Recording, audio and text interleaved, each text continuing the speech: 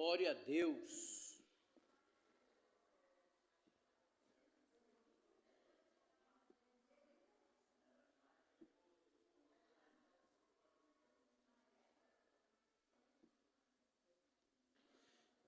Igreja amada do Senhor Jesus, a paz do Senhor. Vamos ficar de pé para a gente passar para essa segunda parte da ministração da Escola Bíblica Dominical nesse dia de hoje. Queremos dar boas-vindas aqui ao irmão Jovino, a sua esposa, que são de Brasília, né? Estão nos dando a honra hoje aqui nessa manhã. Também queremos dar, não boas-vindas, mas dizer da nossa alegria de ter aqui hoje o esposo da irmã Betânia, o irmão... Não, fala de novo. É Morregis, é porque é Alfredo Regis. Aí eu fico trocando, né? Que sempre está viajando e sempre Deus tem guardado ele nas estradas. Hoje está aqui nessa manhã. Já convido aqui a professora, que vai ser a irmã Eveline.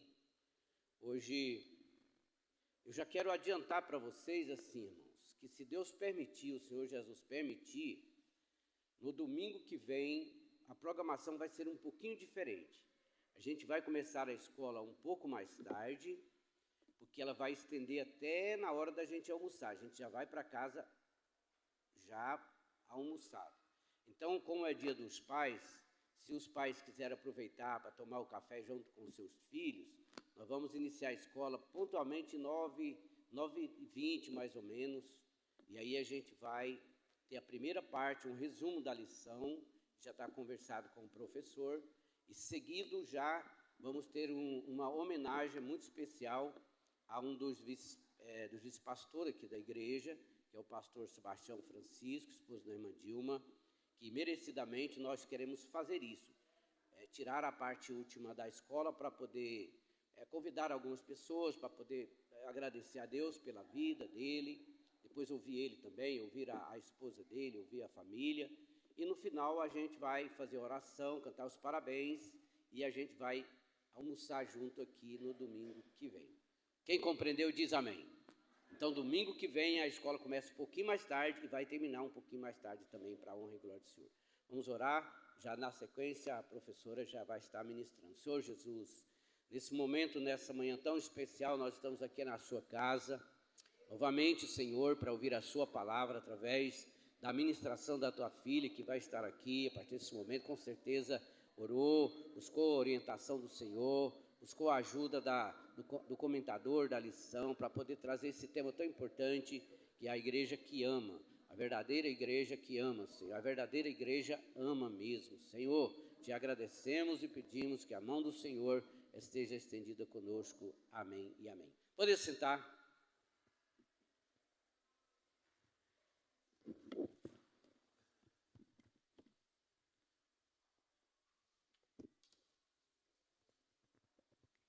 Cumprimento a igreja com a paz do Senhor.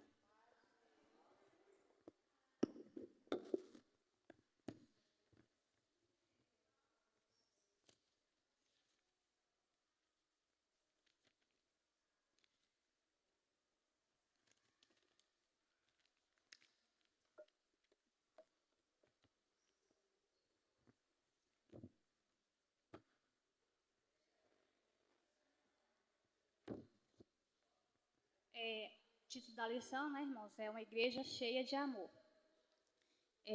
Quando eu peguei essa lição, que eu fui dar uma olhada nela, assim, de primeiro, eu acho assim que das 5 é uma das mais, eu não vou dizer fácil, mas assim, ela está muito bem explicada. Não tem, você lê ela ali, você não tem como você ficar com dúvidas sobre o conteúdo, né?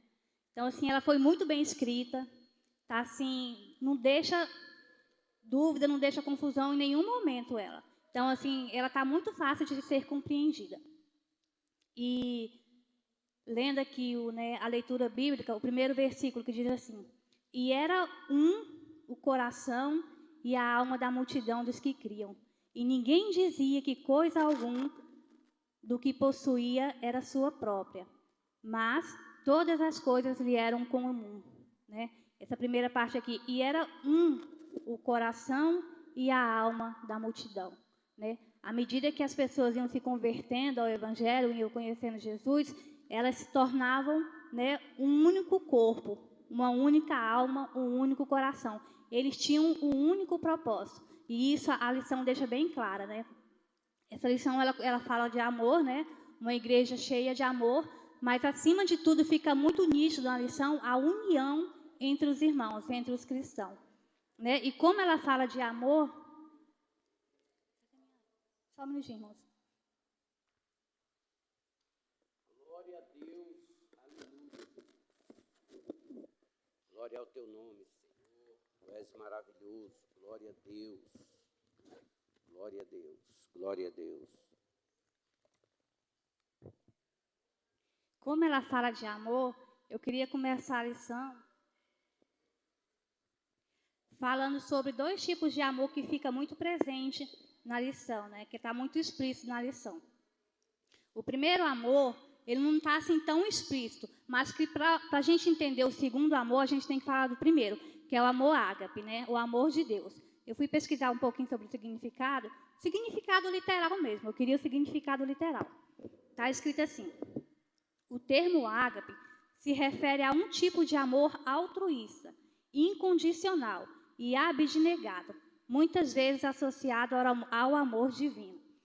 Amor condicional não depende de reciprocidade, mérito ou circunstâncias. É um amor que se oferece livremente. Ele busca a felicidade do outro, sem esperar nada em troca, né? É o amor de Deus. Esse amor, ele é amor de Deus, né? Ele vem de Deus, ele provém de Deus para as nossas vidas. E o segundo amor que eu queria falar era sobre o amor fileu, né? Que é o amor fraternal. Para a gente alcançar o amor fileu nos nossos corações, primeiro a gente precisa entender, receber e compreender o amor ágape, né? Que é o amor de Deus. Tem muitas pessoas aí fora que faz, vamos dizer assim, algum tipo de obra, né? Ajuda o próximo, tem comunhão, se compadece, mas a igreja, como um corpo, ela demonstra o amor fraternal, muitas vezes através do amor ágape, né? A gente sente essa compaixão pelo próximo, porque foi algo que foi dado a nós através de Deus, através do momento que nós conhecemos a Deus, que nós conhecemos a essência de Deus, o amor verdadeiro de Deus, né? Aquele amor que nos molda, que nos transforma, que nos faz olhar para o próximo como se nós estivéssemos olhando para nós mesmos, que faz a gente ver o próximo como se a gente estivesse vendo a nós mesmos, tendo compaixão, sentindo a dor do próximo, nos colocando no lugar dele, mas acima de tudo, desejando para ele aquele que nós buscamos para nós, que é o reino de Deus, né? É um amor que ele é um amor assim, ele não é egoísta.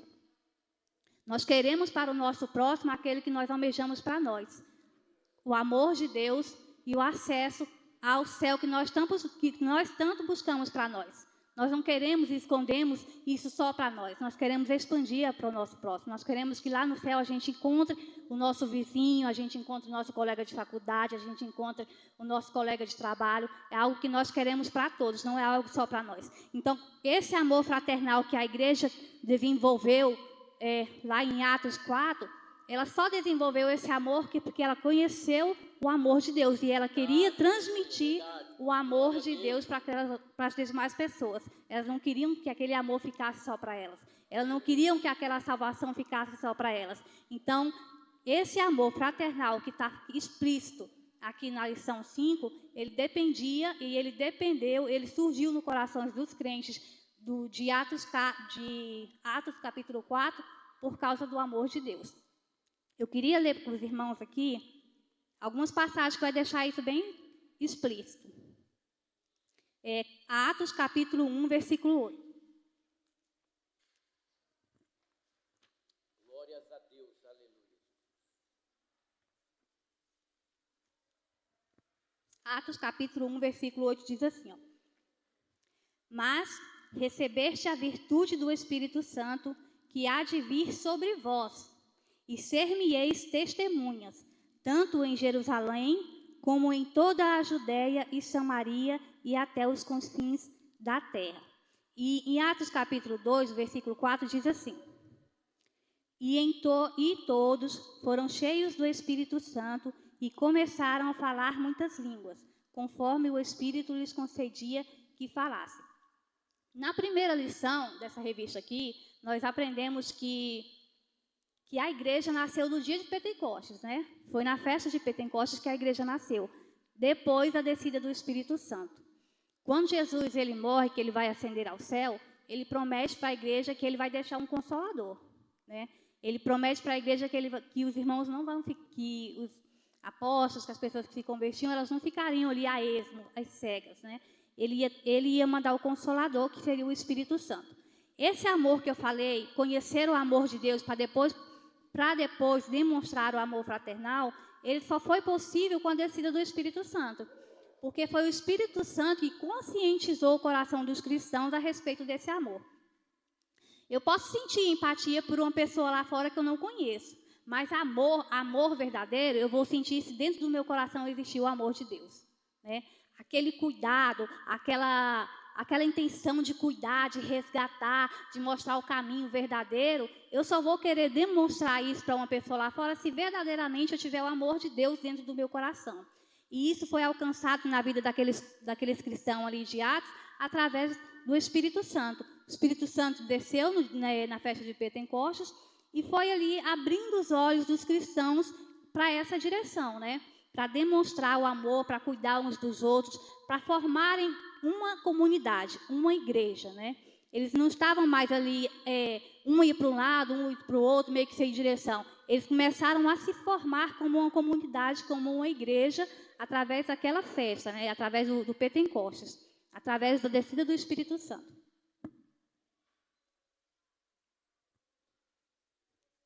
Eu queria ler também aqui Romanos 5, versículo 5. Se alguém achar, pode ler para mim, por favor. Romanos 5, versículo 5.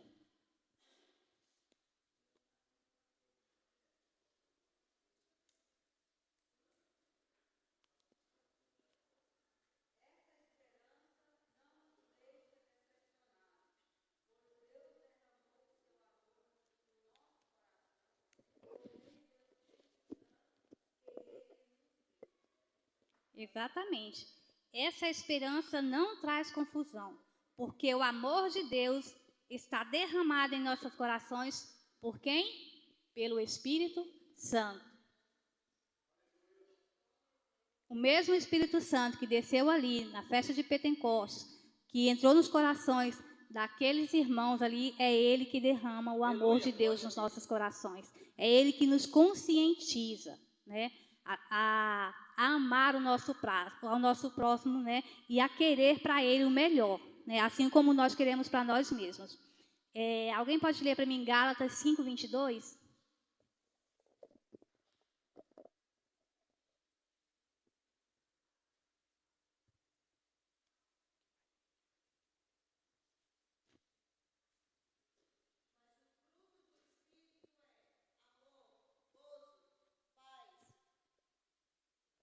Longanimidade, benignidade, bondade, fé, mansidão e temperança.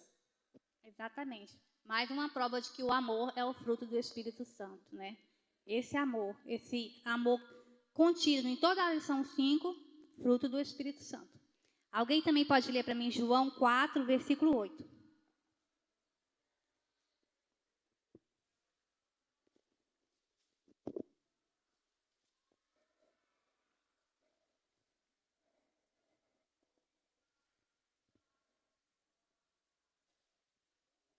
É 1 João, irmãos. Não sei se eu falei, 1 João 4, 8.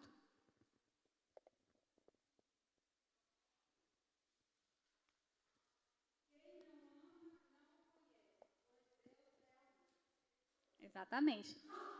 Quem não ama, não conhece a Deus, né? O amor verdadeiro, ele provém de Deus, né? Esse amor fraternal, que seja esse amor fraternal, né, que nós demonstramos, o cuidado uns pelos outros, ele só pode provir de Deus, né?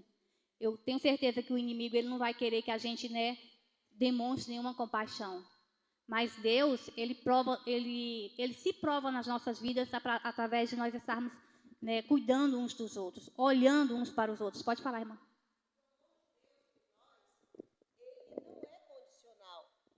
Ou seja, Deus, ele nos ama, ele não impõe condições para nos amar. O amor dele é incondicional. Ou seja, independente de nós sermos falhos, pecadores, independente de nós, muitas vezes, falharmos mesmo, o Senhor, ele continua nos amando da mesma maneira. Ou seja, ele não impõe condições para nos amar, né? Lá em João 3,16, de quando ele amou o mundo, ele deu de tal maneira. Ou seja, essa tal maneira, esse amor, é esse amor de Deus por nós, que mesmo sendo nós imerecedores, a misericórdia e o amor dele nos alcançou. Verdade. Né? Esse, né, é o amor ágape, né? O amor de Deus para com as nossas vidas. Né? Pode-se dizer que esses versículos que a gente leu aqui, eles deixam bem claro, né, que nós desenvolvemos em nós, na nossa natureza como cristão, o amor fraternal, o amor aquele que cuida, aquele que está atento, aquele que observa, que vê a necessidade, que vai lá, que ajuda, que se dispõe, né, que envia recursos, né, que põe ali os recursos, né, à disposição de quem precisa. Esse amor fraternal, nós só podemos ter ele, nós só podemos desenvolver ele nas nossas vidas através da ação do Espírito Santo.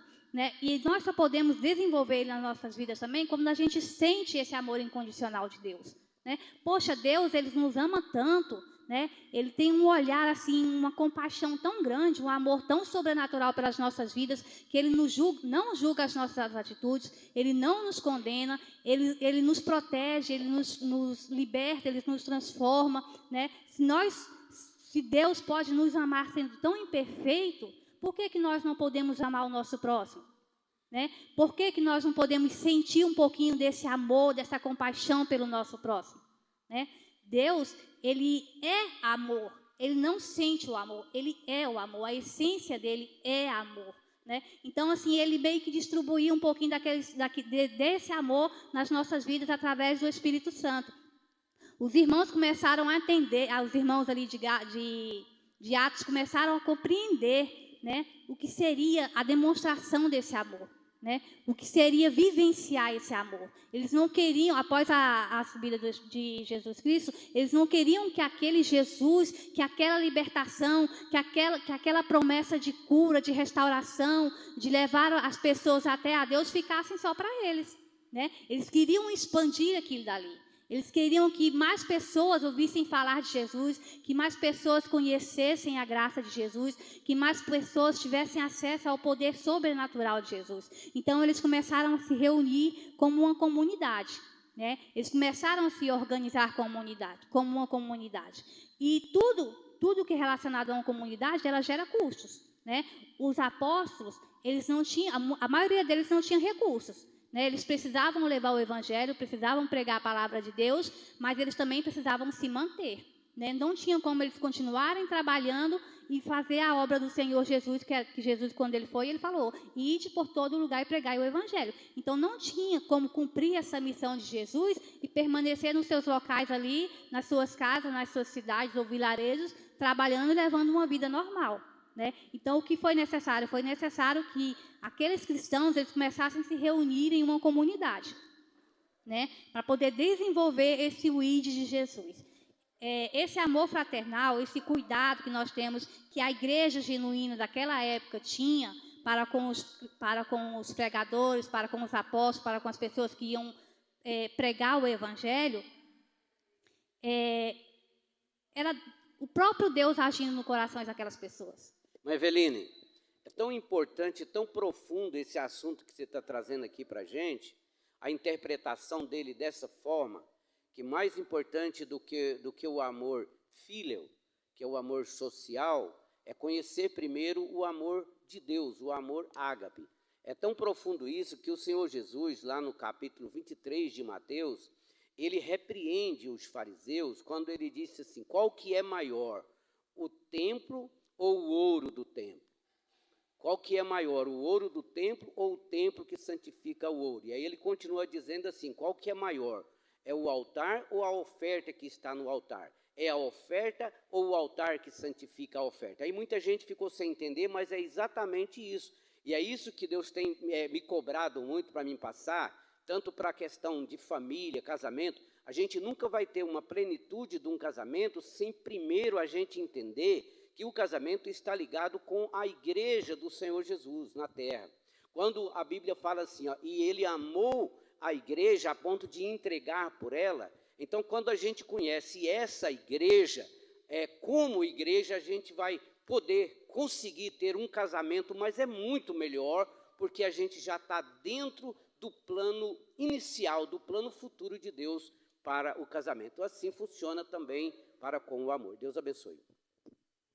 Amém, é verdade. Então, assim, igreja, aquela igreja genuína, aquela demonstração de amor da igreja genuína que surgiu ali, né, em Atos capítulo 4, né, com a descida do Espírito Santo, com a manifestação do Espírito Santo nos corações dos apóstolos, o cuidado em si de todas as pessoas com os próprios, né, pregadores, com os próprios apóstolos, né?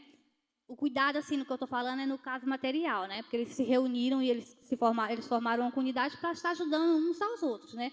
Nesse propósito de levar o Evangelho.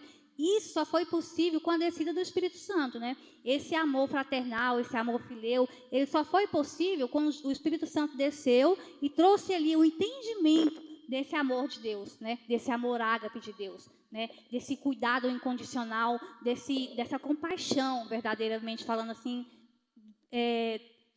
dos cristãos por outras pessoas que ainda não eram cristãos, né? Era uma compaixão, era uma necessidade de falar, de ver que aquele amor de Jesus, que tudo que Jesus tinha trazido ali, tinha ensinado, que tudo que Jesus tinha pregado precisava sim ser levado a outras pessoas, né? Precisava ser expandido para outras pessoas, em outros lugares, em outras cidades, até que, né, em outros lugares do mundo, né? Porque assim, a missão dos apóstolos não ficou ali de vilarejo em vilarejo, eles foram a lugares completamente distantes do que eles, né, estavam acostumados. Eles viveram verdadeiramente o ID, né? Aquilo ali tinha uma atmosfera muito grande, era assim um cuidado muito grande, era uma necessidade muito grande que eles tinham de expandir o amor de Cristo, de expandir o Evangelho, né? Eles viveram aquilo ali com muita intensidade. Né? Com muita intensidade, eles pregaram verdadeiramente aquele amor de Jesus com uma intensidade extraordinária, né? Eles viveram aquilo ali muito intensamente. Eu queria ler com os irmãos aqui Romanos capítulo 12, versículo 10. Vou ler alguns versículos aqui, mas o versículo 10 diz assim: amai-vos cordialmente uns aos outros, com amor fraternal, preferindo-vos em honra uns aos outros. Aí o 12 diz assim: alegrai-vos na esperança, sede pacientes na tribulação, perseverai na oração. Comunicai com os santos as suas necessidades, segui a hospitalidade. O 15 diz assim: alegrai-vos com os que se alegram, chorai com os que se choram. Esses versículos aqui, eles deixam bem claro a natureza daquela igreja. Né? Alegrai-vos com que se alegram, amai-vos, né, cordialmente uns aos outros, né? Alegrai-vos na esperança, sede pacientes na tribulação e comunicai com os santos as suas necessidades, né? Tudo ali era comunicado, as necessidades uns dos outros eram vistas por todos da comunidade, né? Todos ali compartilhavam as suas fraquezas, os seus medos, as suas angústias, as suas necessidades espiritual ou então as suas necessidades físicas, né? Todos ali, eles tinham um único propósito, de se ajudar, né? De construir um elo entre eles para que o amor de Jesus fosse levado a outras pessoas. E 1 Pedro, versículo 1, capítulo 1, versículo 22. Alguém pode ler, por favor?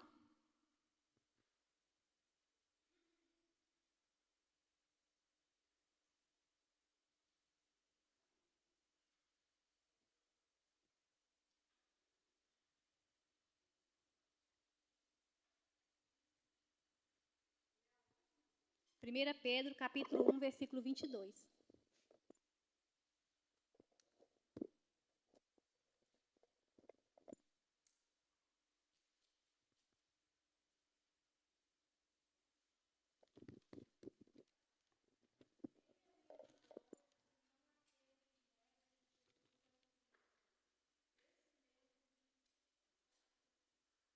1 Pedro 1:22.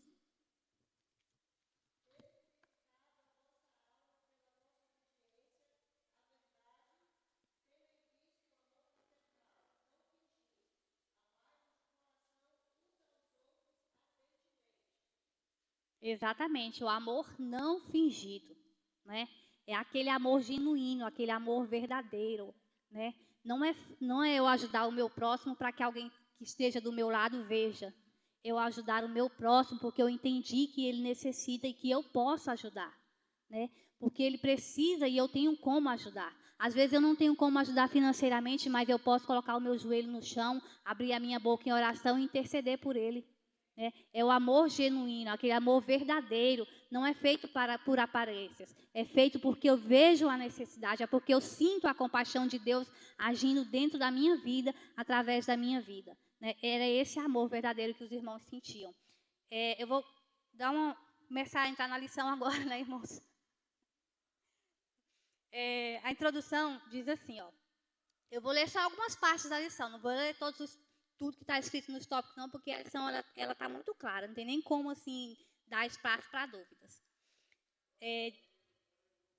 Diz assim, nesta lição, a introdução diz assim, nesta lição veremos como o amor de Deus se manifesta numa igreja genuinamente cristã.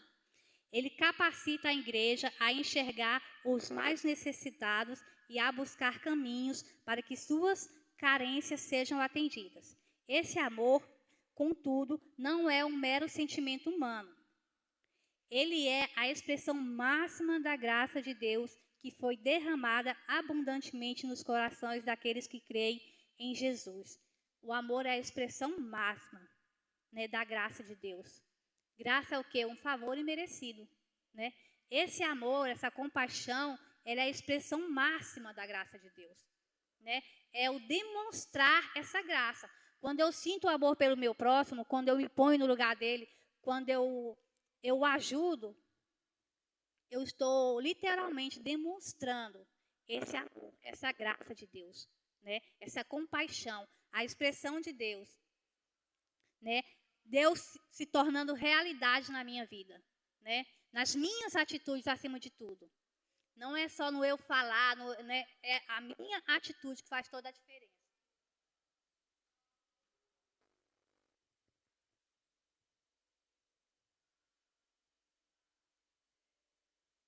Tem muitas pessoas que aí fora, que eles fazem, né? Eles cuidam para se amostrar. Vai ali em certo lugar, leva uma cesta básica, tira uma foto, põe lá na internet. Esse não é um amor verdadeiro. Esse é o querer me engrandecer, é o querer aparecer, é o querer que as pessoas vejam o quanto eu sou bom. Esse não é o amor, esse não é o amor genuíno daquela igreja. Esse não é o amor da igreja, né? Isso aí é uma coisa que acontece lá fora, né? A palavra de Deus fala que se a mão direita der, a esquerda não pode ficar sabendo. Não é verdade? Então, assim, quando eu vejo, quando eu sinto essa necessidade do meu próximo, eu tenho que fazer pelo amor que Deus está expressando na minha vida, pela compaixão que Deus expressa na minha vida, né? Eu estou tornando realidade esse amor de Deus na minha vida, não para que alguém possa me engrandecer porque eu estou fazendo. Nossa, fulano é bom, fulano faz isso, faz aquilo outro, não. Né? Eu tenho que fazer porque é um dos mandamentos do Senhor, amai uns aos outros, cuidai uns dos outros. Né? Eu estou expressando que verdadeiramente eu sinto esse amor de Deus. Né? Que Deus, através do Espírito Santo, Ele modifica as minhas ações, Ele modifica os meus sentimentos e Ele modifica a minha mente. Ele transforma a minha mente. Ele me faz compreender qual é o verdadeiro amor de Deus, qual é a essência verdadeira do amor de Deus. Né? É um amor genuíno, é aquele amor que se doa, aquele amor que se põe no lugar, aquele amor que enxerga a necessidade, que põe à disposição, que vai lá e faz. Não aquele que fica só fazendo as coisas, tirando foto e mostrando para os outros por aí. Né? Tópico 1. O amor manifestado na comunidade cristã. O crescimento da comunidade cristã. Lucas se refere à igreja como a multidão dos que criam. Essa expressão pode ser entendida com o sentido de um grande número ou assembleia. A igreja que havia começado com 120 discípulos, agora é uma grande multidão. Uma igreja grande, uma igreja pequena também enfrenta seus próprios problemas e desafios. Contudo, desafios de uma igreja grande, de um povo grande, são maiores em proporção em relação ao povo de uma igreja pequena. Elas se tornam mais complexas, portanto, há maiores desafios. Com a descida do Espírito Santo e com a organização dos apóstolos e das pessoas que iam se convertendo, a igreja começou a crescer, assim, eu não vou dizer assustadoramente, né, porque essa era a intenção, que realmente a igreja crescesse. Por isso que os apóstolos iam de vilarejo em vilarejo pregando o evangelho. Mas tem uma pregação, acho que se não me engano, em uma pregação que Pedro fez, 3.000 almas se converteram, apenas em uma pregação. 3.000 almas se converteram. Para aquela época, né, para aquele contexto que eles estavam vivendo, aquilo ali era algo extraordinário, né? Então a igreja, a partir do momento que os apóstolos começaram a pregar, a expandir o evangelho, a levar a palavra do Senhor, a igreja começou a crescer de uma maneira extraordinária. E era necessário que eles se organizassem para aquilo ali funcionar, né? Então, assim, à medida que a igreja ia crescendo, também ia surgindo problemas, ia surgindo, assim, situações que era necessário que eles se organizassem para resolver. Um dos problemas era manter aquele povo. Como é que eles iam fazer para manter aquele povo, né?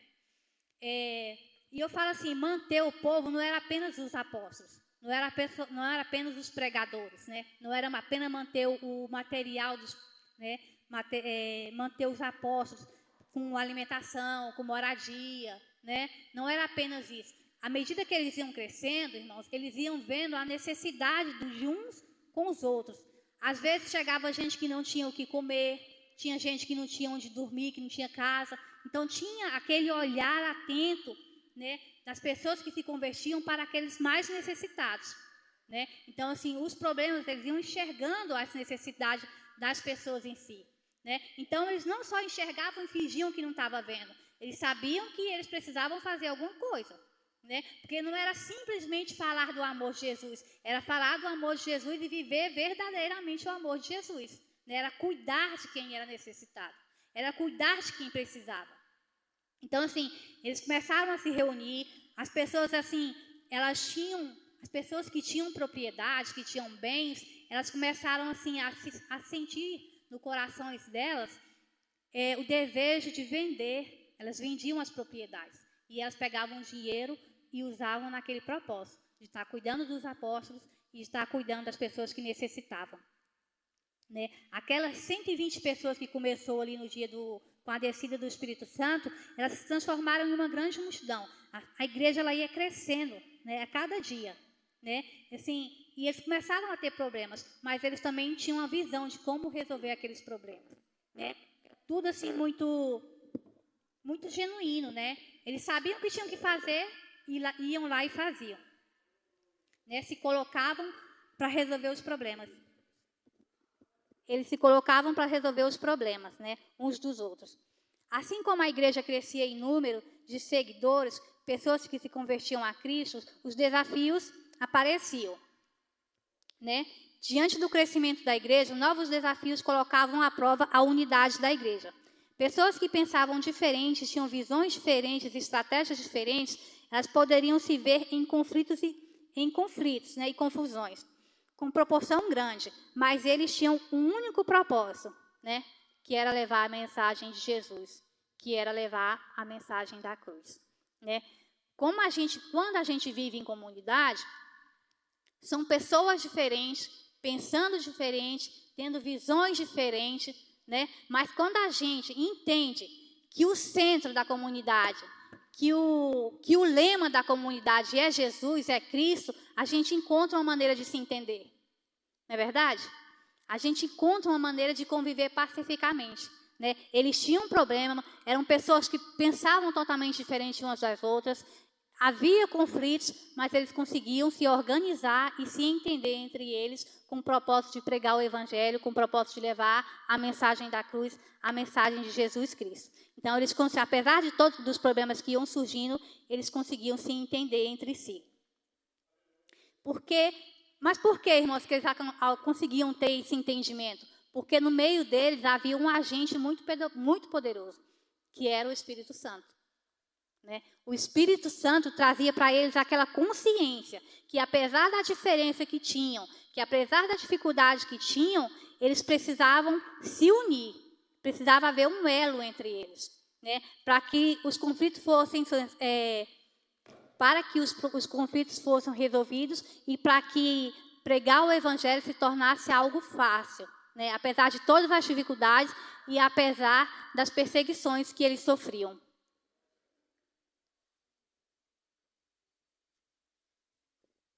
Quando eu tenho um propósito, quando eu tenho uma missão, e eu estou sozinha, essa missão ela se torna difícil.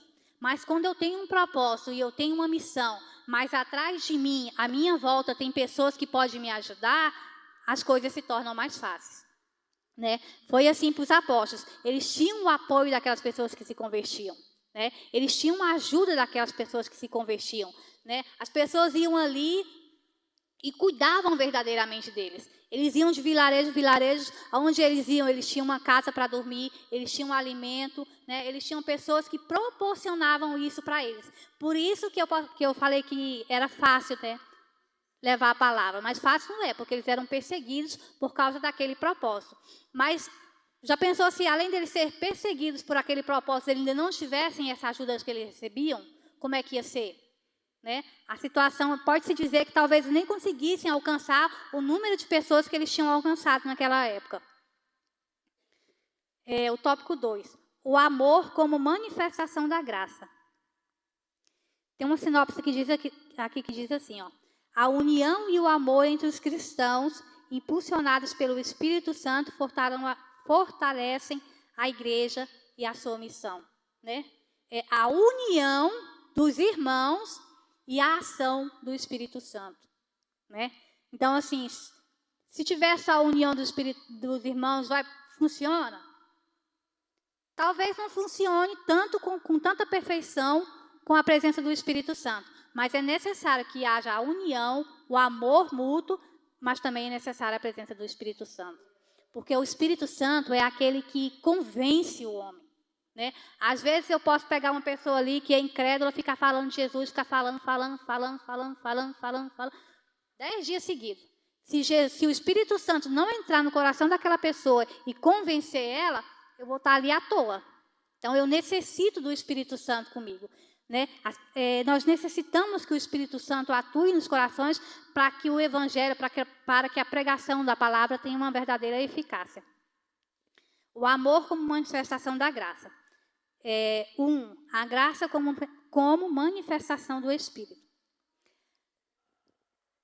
O melhor ambiente para a manifestação dos dons do Espírito é uma igreja onde o amor de Deus está presente. O Espírito opera em um ambiente que lhe é propício, onde a igreja está banhada no amor de Cristo. O Espírito opera num ambiente onde há comunhão entre os irmãos. Jesus ensina que para ser perdoado por Deus, devemos perdoar sinceramente nossos irmãos. Né? Eu preciso da atuação do Espírito Santo, né, para convencer, para que funcione, para que a comunidade funcione. E vocês acham que o Espírito Santo ele atua, por exemplo, numa igreja que tem contendas? Vocês acham que o Espírito Santo ele vai atuar numa igreja em que os membros ficam por aí falando mal de quem está na frente liderando? É preciso que haja uma unidade verdadeira. É um único propósito. O tempo é pequeno. O Evangelho precisa ser pregado. A mensagem precisa ser levada. Né? Viver em comunidade dentro de uma igreja é viver verdadeiramente o amor de Deus. Né? Eu penso assim, não tem tempo, né, de ficar se levantando uns contra os outros. É preciso viver verdadeiramente, mas viver verdadeiramente a essência do amor de Jesus. Não é eu simplesmente ficar falando de boca. As minhas ações têm que demonstrar isso. O meu amor ao próximo, lá fora, tem que ser o mesmo do meu amor aqui dentro da igreja. A minha vida, a minha conduta lá fora tem que ser a mesma aqui dentro da igreja. Né? Para o Espírito Santo atuar, eu tenho que ser verdadeiro com os meus irmãos, com os meus pastores, com os meus líderes. Né? O Espírito Santo ele não vai habitar numa igreja suja. Numa igreja que tem contendas, que tem fofocas, que tem motins, gente se levantando. Não vai habitar. Isso é fato. Deus não é um Deus de bagunça. Deus não é um Deus de mentira, de falsidade. Deus é um Deus de verdade. Né? E para o Espírito Santo agir, habitar verdadeiramente no nosso meio, nós precisamos ser francos, nós precisamos viver uma vida de verdade, dentro e fora da igreja. Dentro e fora da igreja. Jesus, ele fala sobre o Espírito Santo,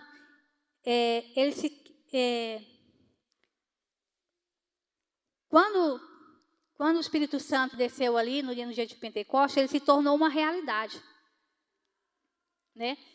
Em Atos capítulo 2, versículo 4, ele se torna uma realidade. Porque Jesus ascendeu e ele falou que mandaria o Espírito Santo.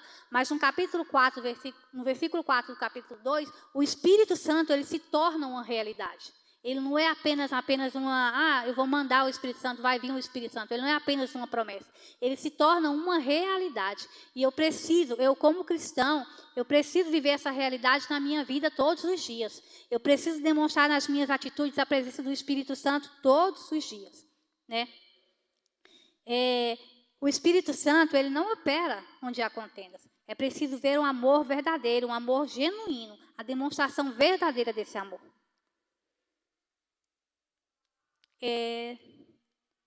O número 2 do tópico 2 diz assim, ó, a graça como um favor imerecido. Há ainda um outro aspecto da graça de Deus revelada nesse texto.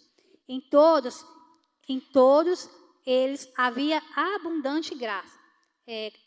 Atos capítulo 33. Isso significa que a graça de Deus estava manifestada tanto nos apóstolos como em toda a igreja.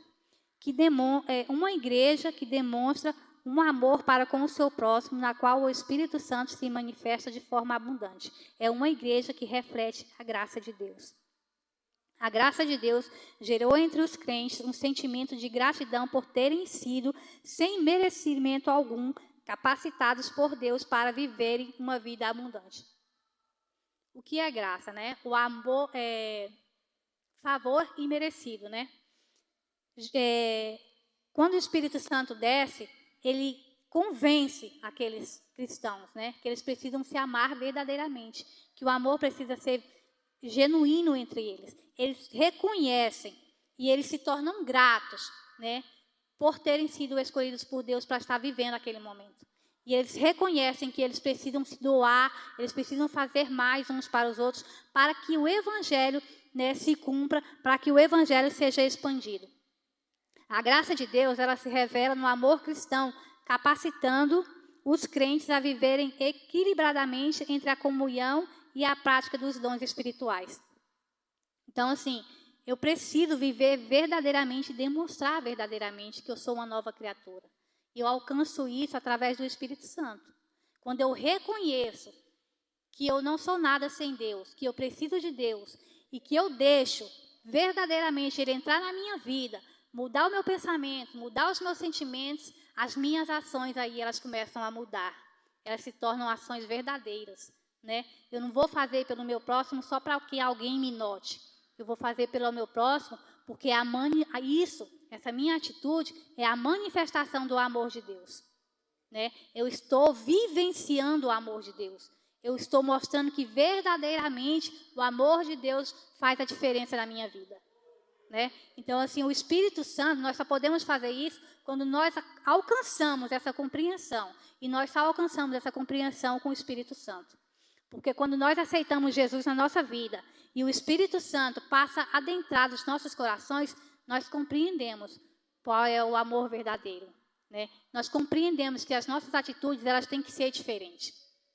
E nós compreendemos que as nossas atitudes, elas transformam, né?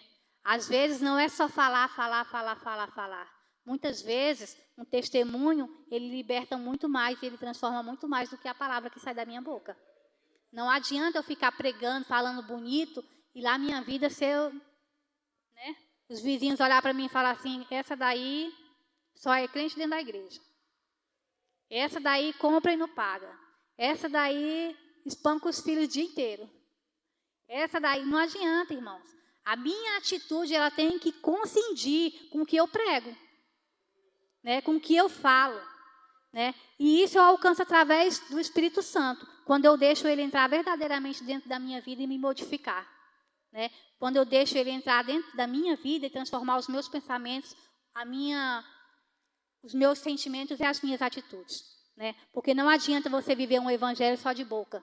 Não adianta viver um evangelho de oba-oba. Eu só vou subir para o céu se eu viver um evangelho verdadeiro, se eu realmente viver o que eu prego.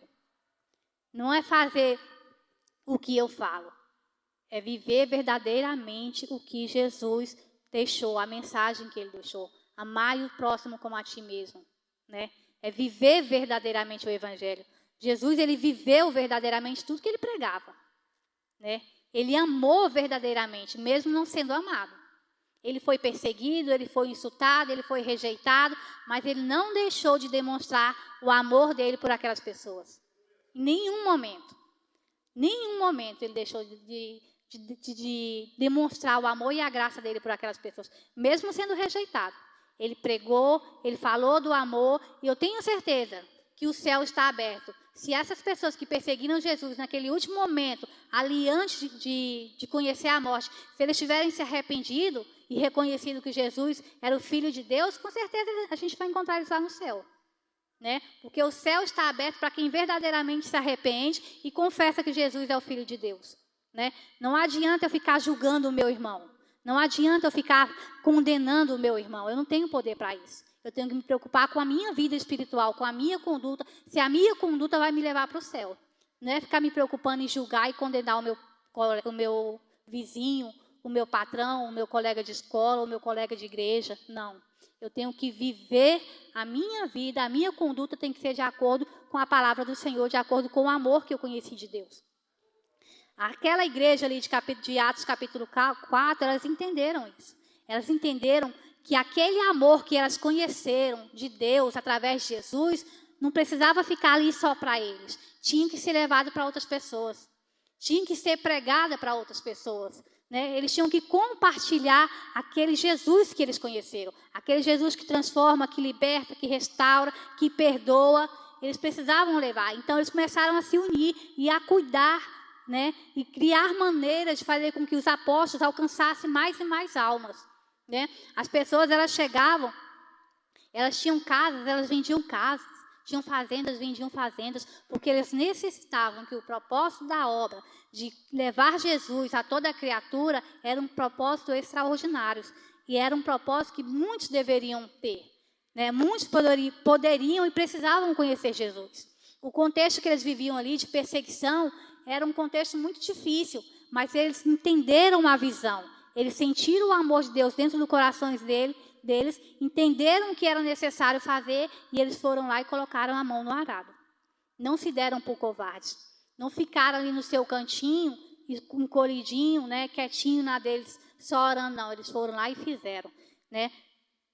No tópico 3 vai falar bem claramente sobre isso, né? Sobre a manifestação do amor na solidariedade cristã. Naquela época, essa manifestação veio através de eles cuidarem uns dos outros, né? De venderem as suas casas, as suas fazendas, e eles pegavam tudo, irmãos, tudo que eles tinham, e iam lá e depositavam aos pés dos apóstolos, né? O dinheiro era para que pudessem manter os apóstolos nas viagens missionárias e para que eles pudessem cuidar daquelas pessoas que necessitavam, daquelas pessoas que não conseguiam se manter, viúvas, órfãos, pessoas que estavam sem emprego, que não conseguiam se manter financeiramente. Então, eles procuravam cuidar verdadeiramente um dos outros.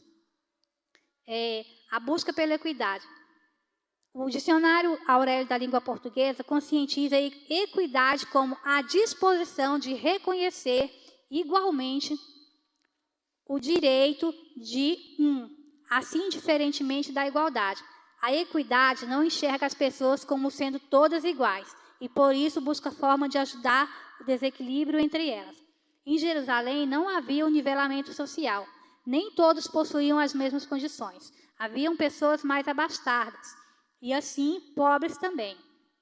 Geralmente, em maior número, a igreja demonstrou ser sensível a essa realidade, procurando tratar dessa situação, sendo solidária com a situação dos menos favorecidos.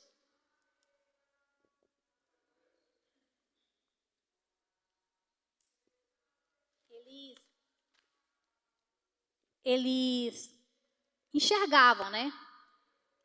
Em Jerusalém, assim como toda comunidade, assim como todo lugar, tem gente pobre, tem gente rica, tem gente que está melhor de situação, tem gente que está bem ruim, né? E os cristãos ali que iam se convertendo, eles enxergavam isso, né? E eles sabiam que o poder não ia, né? Roma não ia ajudar eles. Então, eles entendiam que não era só pregar o evangelho, não era só ir lá e alimentar a alma, alimentar a mente, não. Tinha que alimentar a barriga também, né?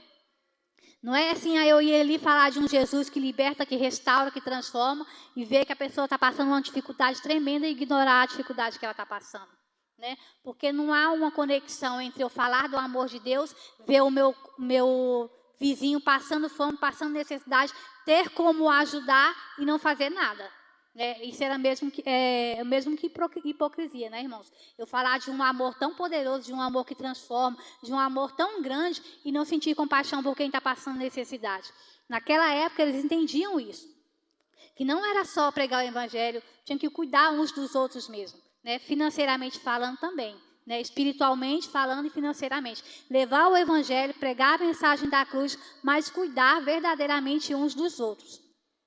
Né, com alimentos, né, eles vendiam as propriedades para manter as pessoas, né, para ajudar os necessitados. E era muito bonito, né? Apesar de toda a perseguição que eles passavam, aquela atitude deles foi uma atitude muito bonita. A igreja crescia em número muito grande, né, porque eles viviam verdadeiramente a mensagem que era pregada. Eles viviam verdadeiramente aquilo dali que eles estavam transmitindo para as pessoas, né? Eles tinham uma maneira de se organizar muito bonita. Mas isso acontecia por quê, irmãos? Porque era feito de uma maneira muito transparente, né? Os apóstolos recebiam o dinheiro, né? E eles cuidavam daquilo dali de uma maneira muito transparente. Não era assim, o que é meu é meu. Não, o que é meu é nosso. Eles começaram a ter esse sentimento entre eles. O que é meu é nosso. O que é meu serve para expandir o evangelho. O que é meu vai servir para cuidar do meu próximo. O que é meu vai servir para que esse Cristo que nós conhecemos aqui seja conhecido por muitas outras pessoas em muitos outros lugares. Então, assim, aquela igreja era uma igreja totalmente genuína. Era uma igreja verdadeira.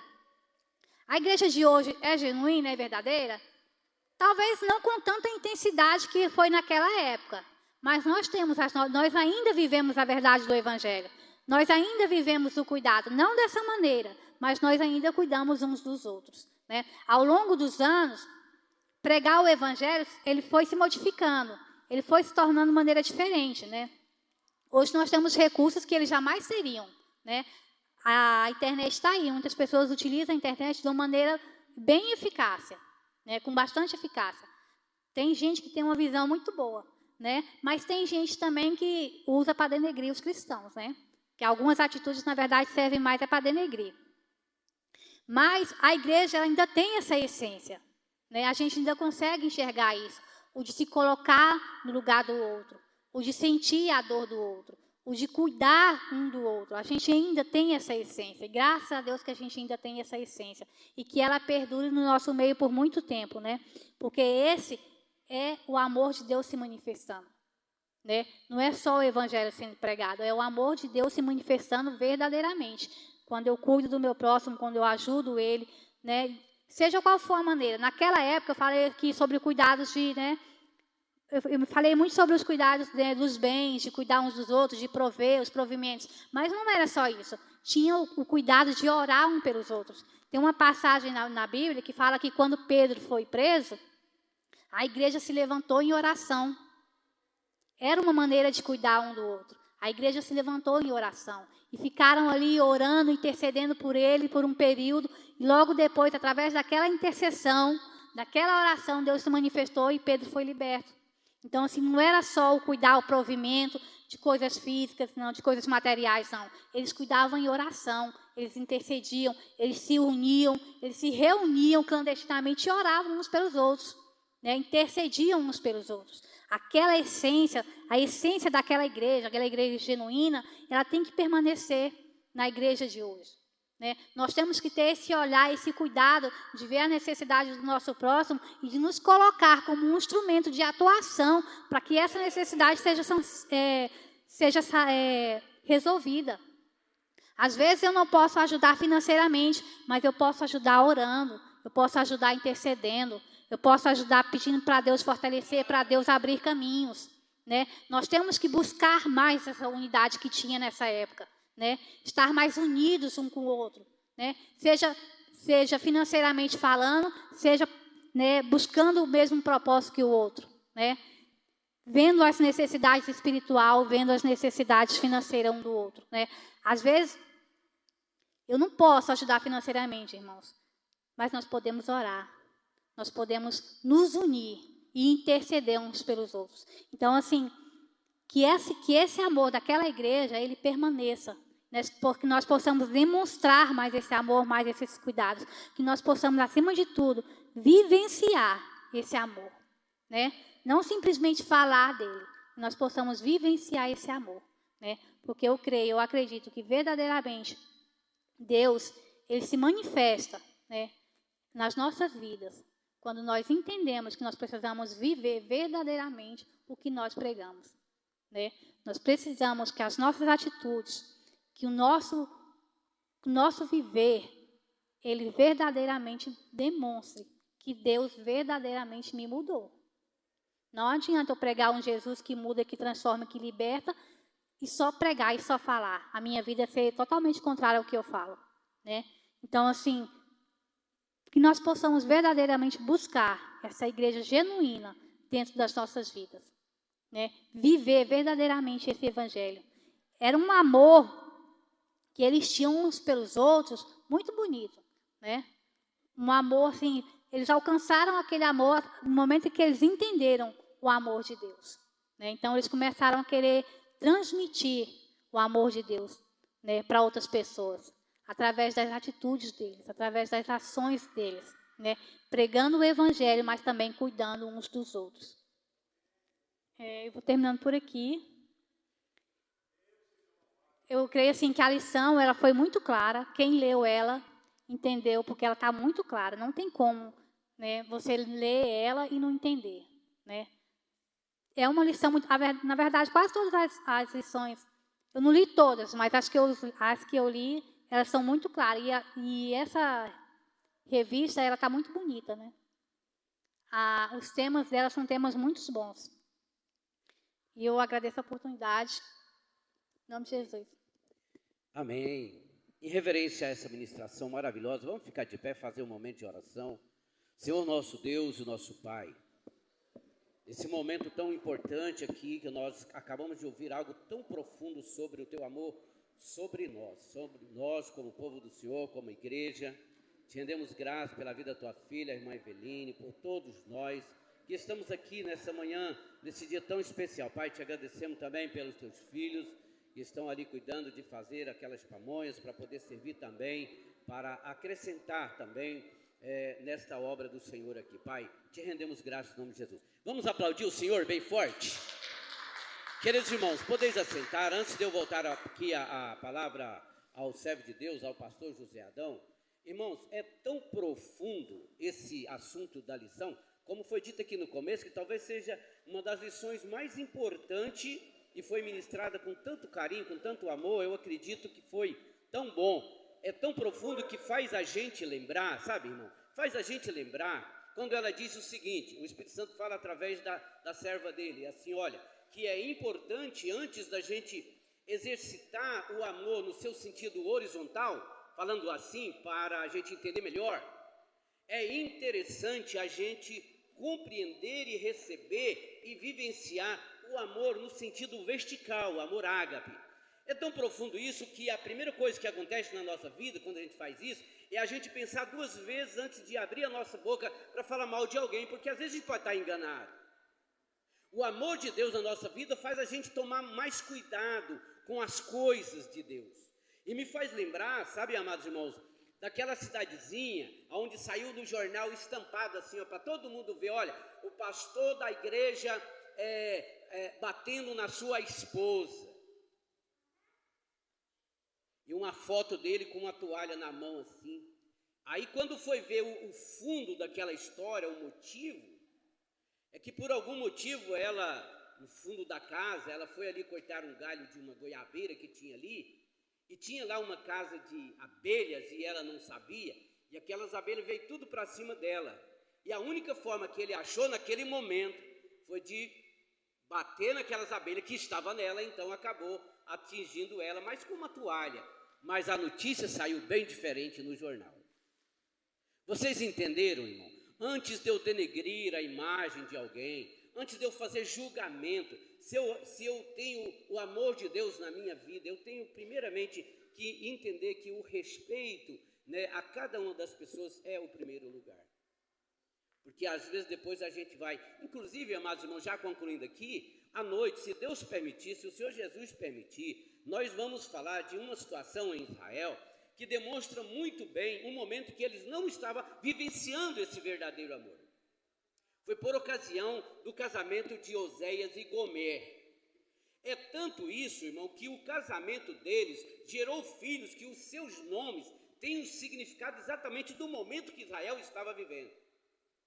E era um momento de treva, era um momento difícil, era um momento que eles queriam fazer com que o carro passasse na frente dos bois.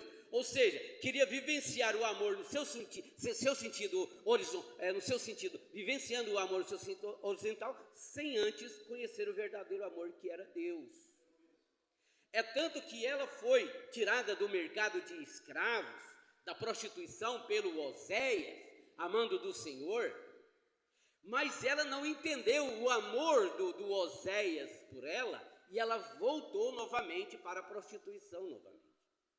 Então é dessa forma que acontece se a igreja não entender, e se a família não entender, que antes de ser família, nós somos igreja do Senhor na terra. Vivendo esse amor poderoso. Não é, eu estou falando família no sentido mais profundo. Porque alguém pode dizer assim, mas tem muitas famílias que não é igreja. Verdade. Mas nós estamos aqui de uma família que recebe, como disse a professora, a essência do amor de Deus. E essa família tem condição plena de ser um exemplo aqui na face da terra.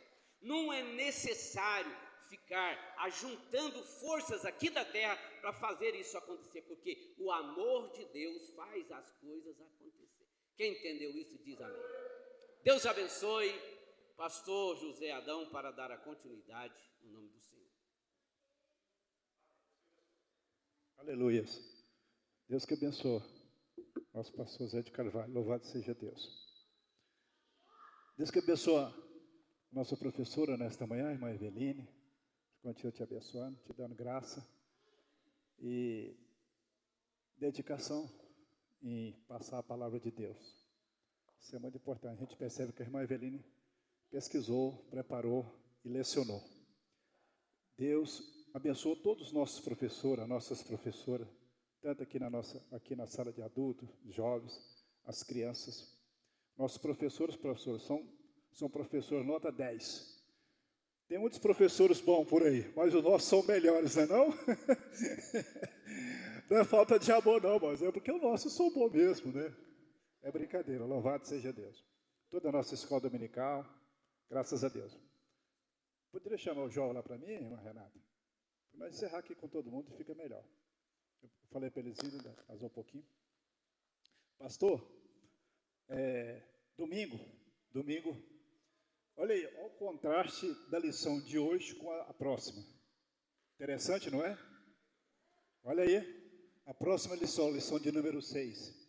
Que nós teremos aqui, a ministração dela no próximo domingo, é o Dia dos Pais, né, pastor? Dia dos Pais. O pastor disse que vai fazer um almoção aí, E aí vai ser benção. Eu não vou nem tomar café da manhã, dia dos pais, mas não vou tomar nem café. Vou vir preparado para esse almoço. Glória a Deus. Amém? Vamos lá, toda a igreja bem forte. Em uma só voz o título da lição. Vamos lá, 1, 2, 3. Uma igreja conivente com a mentira. Olha aí. Não conivente. Não conivente com a mentira. Interessante, né? E a Bíblia diz, como a Bíblia diz que Deus é amor, a base do trono de Deus é amor, irmão, a palavra também diz que Deus é verdade. Ele é a verdade absoluta. Está em Deus, ele é a verdade absoluta. Fala muito de verdade por aí, no meio político, eu sempre cito político porque está em evidência, a base do trono de Deus é amor. Né? É amor. E também é a verdade. Deus é a verdade absoluta. Louvado seja Deus. É a próxima lição. Só lembrando aqui bem rapidinho, pastor, também. Lembrando que está chegando o dia de eu quitar as revistas lá com a livraria, tá bom? Aí os irmãos, fiquem à vontade.